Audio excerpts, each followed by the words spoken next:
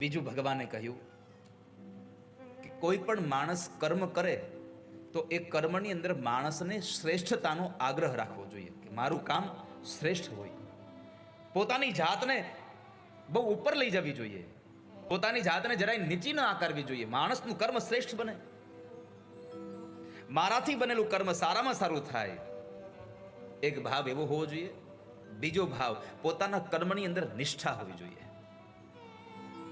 અને જે કર્મ તમે નિષ્ઠા વગરનું કરો એમાં કોઈ દી તમને કુશળતા પ્રાપ્ત ન થાય. માણસ કર્મ કરે પણ કુશળતા પ્રાપ્ત માટે નિષ્ઠાવાન બનીને કર્મ કરે, અને જેનામાં કુશળતા આવે ને એની સૌંદર્યતા આપોઆપ ખીલી આવે. એની સુંદરતાને તમારે ખીલવા ન જવી પડે.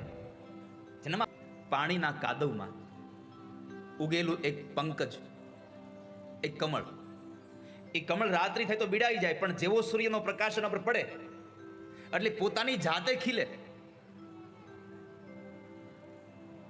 પોતાની જાતે જે ખીલવાની કુશળતા ધરાવે છે એ ખીલ્યા પછી એમાં રંગ રોગાન કરવા બેસવું નથી પડતું, એની સૌંદર્યતા આપોઆપ ચમકી આવે છે. પણ ક્યારે? જ્યારે સૂર્યપ્રકાશના આધારે પોતે ખીલવાની કુશળતા ધરાવે છે, ત્યારે એમ આ સંસારમાં આપણા કર્મની અંદર નિષ્ઠા સાથે મેળવેલી કુશળતા તમારી સૌંદર્યતાને ધરાવે છે, તમારી સૌંદર્યતાને બહાર લાવે છે.